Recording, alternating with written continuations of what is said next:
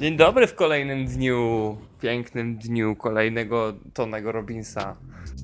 Informacje znajdujące się w tym miejscu były subiektywnie testowane na zwierzętach z gatunku Homo sapiens. Dzisiaj chciałbym porozmawiać o emocjach. Dlaczego tutaj nie widzę żadnej flagi? Dlaczego?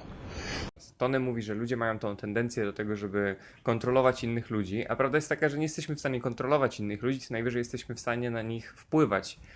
Natomiast jesteśmy w stanie kontrolować nasze myśli, to na czym jesteśmy skupieni i przede wszystkim nasz stan, a później w efekcie to będzie wpływać na nasze doświadczenia. Changing state means change the meaning. And the way you can do it is either by changing your what? Anybody remember from last session? Change your what? Change your what? Change your physiology. Stan emocjonalny, w którym jesteśmy, to jest ten stan, w którym jakby, wiesz, jesteś na przykład znudzona albo podekscytowana, w zależności od okoliczności, nie? No i teraz już wczoraj rozmawialiśmy trochę o tym, w jaki sposób nie zewnętrzne bodźce wpływają na nasz stan, w sensie one również mogą jakby wpłynąć na niego pozytywnie, ale to ta biochemiczna strona naszego mózgu decyduje o tym, jaki jest stan, który mamy w tym momencie, czyli znudzony albo i tak dalej, i tak dalej. Jeśli wstajesz rano i jesteś zmęczona, to oprócz tego, że na przykład sen albo wiesz, jedzenie będzie dawać ci energię, to przede wszystkim to, w jaki sposób rozpoczynasz dzień, będzie dawało ci dużo energii. I tak w każdym momencie swojego życia jesteś w stanie, w zależności od tych patternów, tych schematów, w których funkcjonujesz, jesteś w stanie być w bardziej, wiesz, jakby obniżonym stanie emocjonalnym albo właśnie podwyższonym, jakby energetycznym bardziej. Physiology again means the way you move, the way you breathe, your facial expressions, your gestures. The way you use your body determines the way you feel. You got to remember that for the rest of your life. If you're not feeling the way you want to feel, first thing you do is just change the way you're moving. Moje pytanie do ciebie brzmi, czy ty zauważyłaś, że ja ostatnio więcej śpiewam i więcej tańczę? Tak.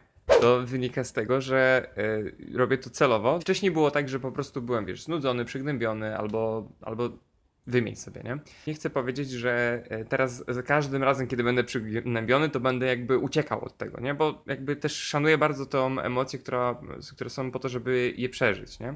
Ale czymś innym jest jakby właśnie jakaś taka emocja, która siedzi w tobie, a czymś innym jest po prostu typowo, wiesz, tak jak po prostu zdziadzienie, nie? W sensie siedzenie i dlatego... Tkwienie w tym. Tak, i to jest pewien rodzaj schematu, który twój mózg jakby odtwarza.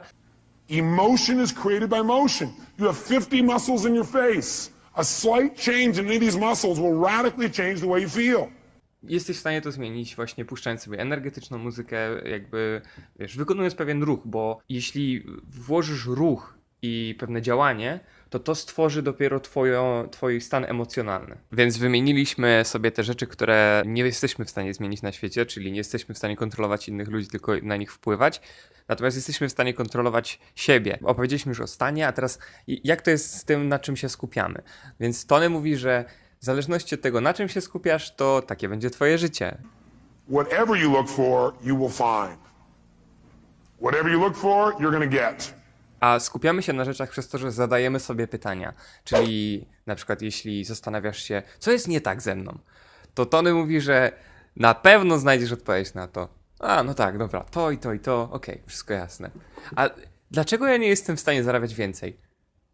A, no dobra, no, bo to się wydarzyło w dzieciństwie i potem jeszcze to i to, okej, już wszystko jasne.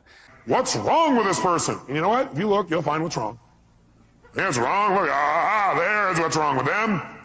Why are they such a scumbag? You say, okay, why? All right, here's one reason, here's another.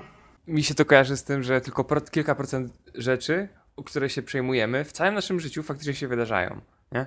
Jakby mogę to powtarzać w kółko, ja lecę samolotem i mam w sobie ten strach, no i jakby to jest paradoks, no przecież nic się nie stanie, nie? Ale ile takich rzeczy ty masz w swoim życiu, które się obawiasz i marnujesz ten swój cenny czas i mogłeś się totalnie skupić na czymś pozytywnym i w tym momencie jakość twoich chwil byłaby znacznie wyższa. A potem i tak na końcu się okazuje, że wszystko poszło dobrze. Jak byłem młodszy i takie coś się działo, to stwierdziłem, jakie to było marnotrawienie mojego stresu.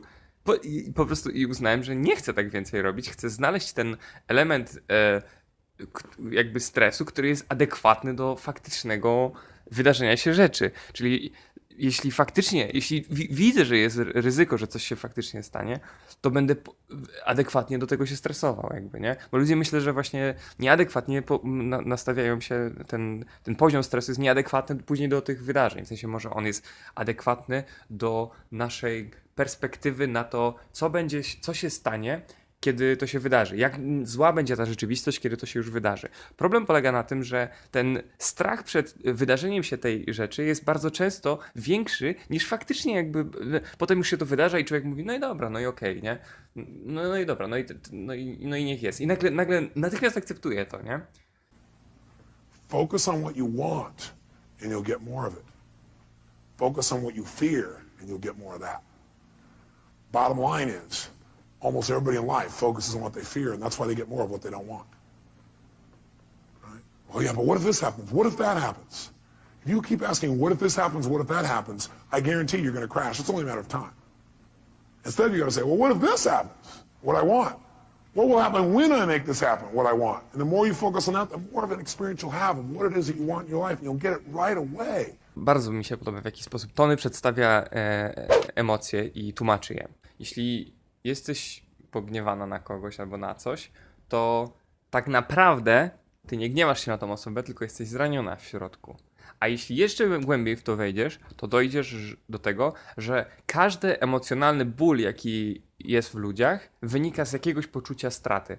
I call it emotional anatomy. It all starts in one place. Pain starts with a feeling of loss. Masz dwa sensowne rozwiązania i jedno bezsensowne. To bezsensowne rozwiązanie polega na tym, że możesz oskarżyć świat naokoło ciebie o to, że wywołał w tobie daną emocję, dany ból emocjonalny.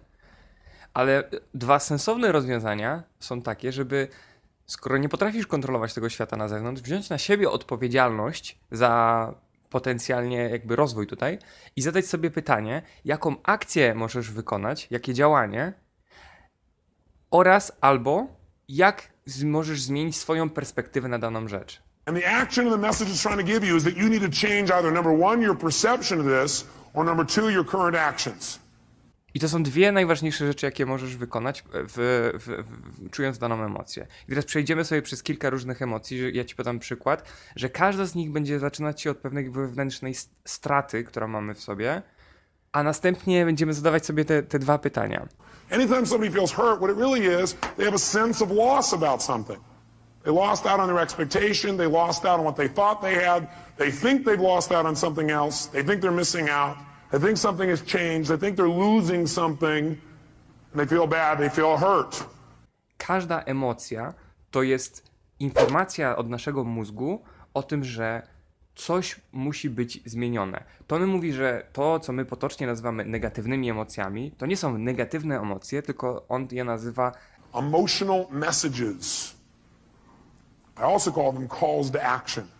By the way, do you feel that call to action in your body when you're afraid? Yes or no? Does your adrenaline start pumping, your whole system start gearing up? Twój mózg mówi ci, ej spójrz, coś się dzieje nie tak, musimy działać. A teraz ty automatycznie będziesz sobie myśleć, tak, dzieje się coś nie tak. Ta osoba powiedziała to, czego nie powinna mówić. What's making it negative is you're not getting the message it's trying to give you. But every emotion, fear, frustration, hate, anger, guilt, all of those emotions are here to serve you if you get quick the message. But what most of us do is we just indulge in the emotion. Ale Tony mówi, że dana emocja, ona zniknie dopiero wtedy, kiedy ty wykonasz daną lekcję, którą ta emocja ze sobą niesie. Kiedy przyjmiesz tą emocję do siebie i nauczysz się czegoś, wykorzystasz ją, żebyś przyszła ty, twoje przyszłe ja, żeby było już wzbogacone o tą wiedzę. Czyli nie blokować. Właśnie, jakie rzeczy możemy robić z emocjami, które są błędne? Możemy właśnie je zepchnąć na dół, nie? Na zasadzie tłamsić, tak, nie chcę czuć tej emocji. Well, most of us deal with our emotions by suppressing them. To jest tak naprawdę, kiedy czujesz coś takiego, kiedy blokujesz tą emocję, to w tym momencie ona, będzie generować dodatkowy stres i po pierwsze uwrażliwiasz się na przyszłość, dlatego że to nie wykorzystałaś swojej, tej emocjonalnej informacji, wiadomości, jaką twój mózg ci chce przekazać. A po drugie, ona może nawet, wzmocnić się z czasem, jeśli na przykład przydarzy się znowu, nie? Tam się dzieje jakaś rana, która nie jest zaleczona po prostu. Możesz się możesz nie dostrzegać tych emocji, możesz je ignorować. Ja na zasadzie nie patrzę na to. Most people, they just try to avoid feeling. Isn't that true? People who don't like to feel negative feelings, they're so afraid of negative feelings, they try not to feel any feelings. Now, if you don't feel any feelings, you really are going to have some pain. Because that's what life is for. Możesz się pójść i podzielić tą emocją ze swoimi znajomymi. On mówi, że to nie jest dobry sposób. Możesz się podzielić na zasadzie, żebyście razem wymyślili, jaka jest informacja, która za tym niesie. Ale najczęściej ludzie dzielą się po to, żeby zrzucić z siebie ciężar tej emocji, ale nie są zainteresowani wcale tą informacją, która ona ze sobą niesie. I to jest problematyczne. Albo on mówi jeszcze, że możesz zbierać sobie te emocje do kubeczka, do koszyczka, żeby później dzielić się z innymi ludźmi, kto ma gorzej. So somebody says, oh man, I feel like hell. Oh, you feel like hell. Let me tell you how I feel. You think you got a problem. Let me tell you my problem. You think you got the biggest problem. Check out my problem. It stands out to here. To teraz przejdźmy przez kilka różnych przykładów. Jak myślę o tobie, to myślę zaraz expectations, oczekiwania. To nie jest do końca emocja, ale to jest coś, co generuje emocje. Disappointment. Disappointment's a message again. You expected something to happen, it's not going to. So immediately focus on what you want now.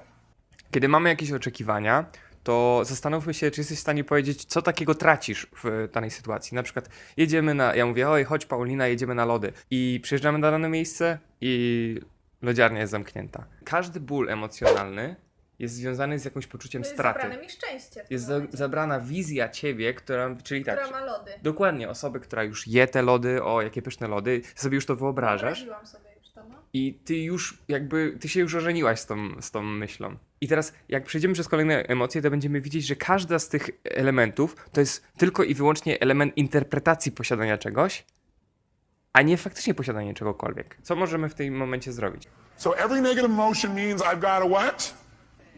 I've got to what? Change something.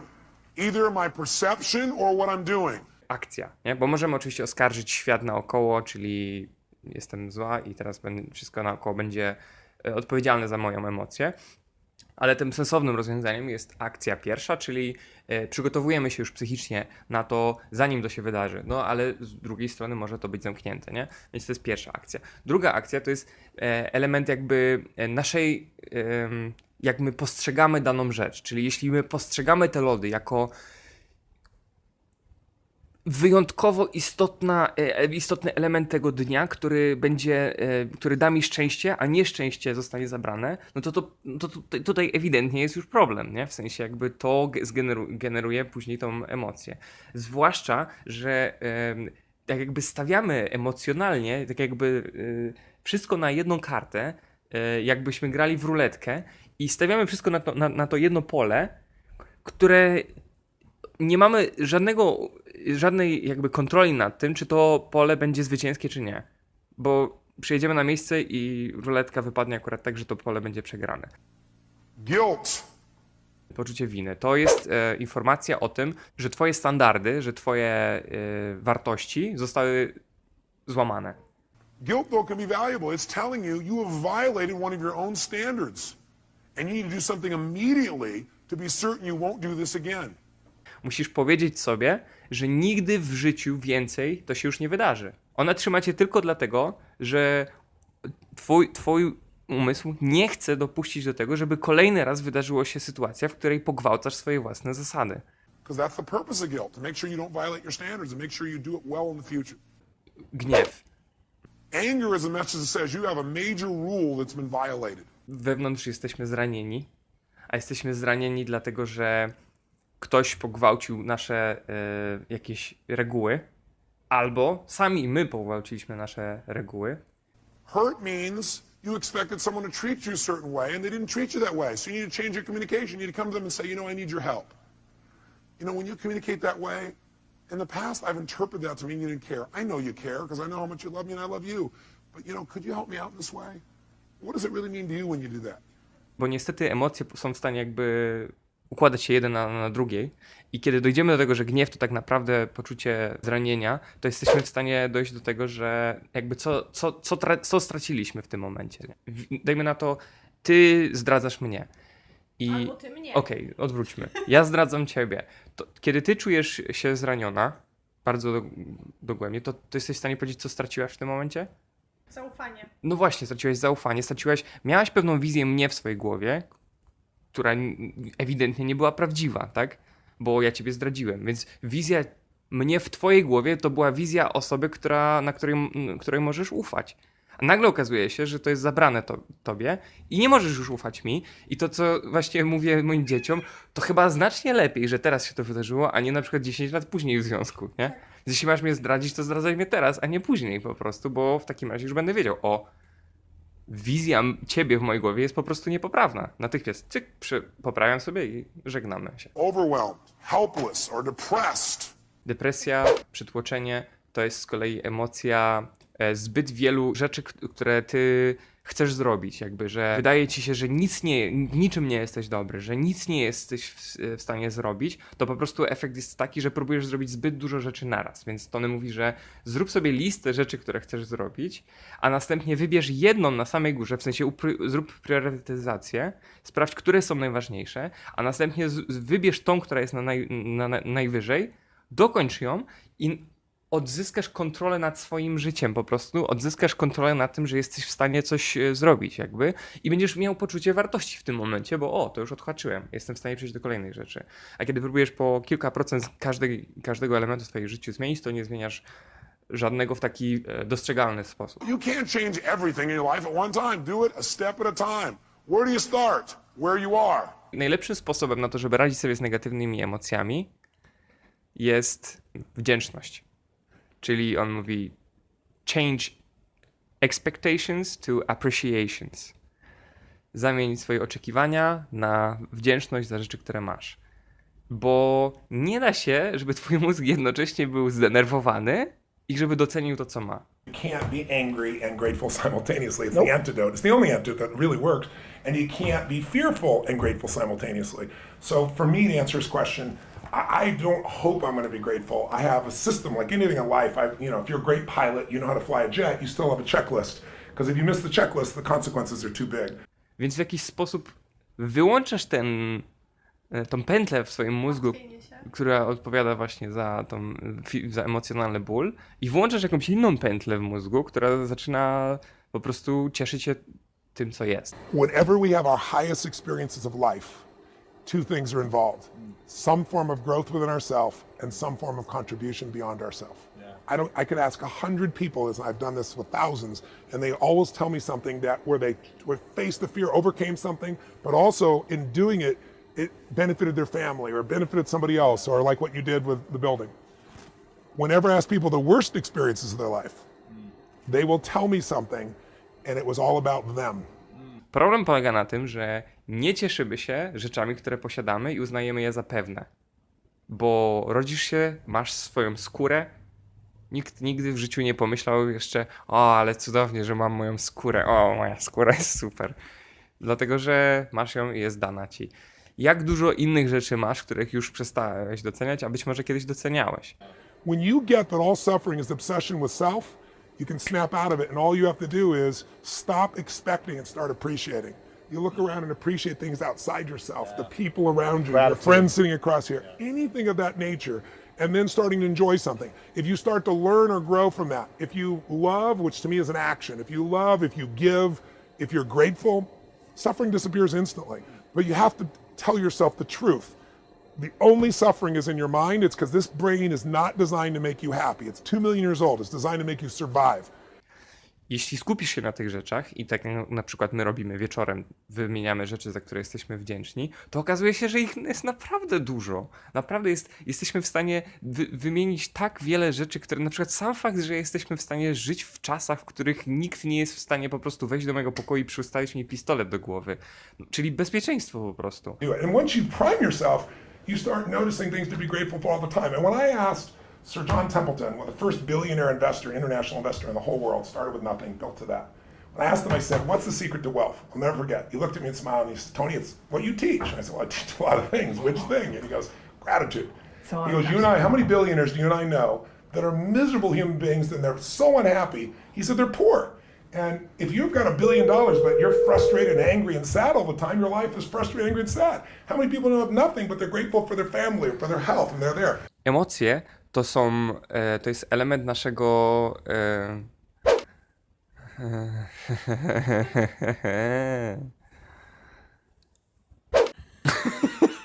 zamarzyłem się, rozmarzyłem.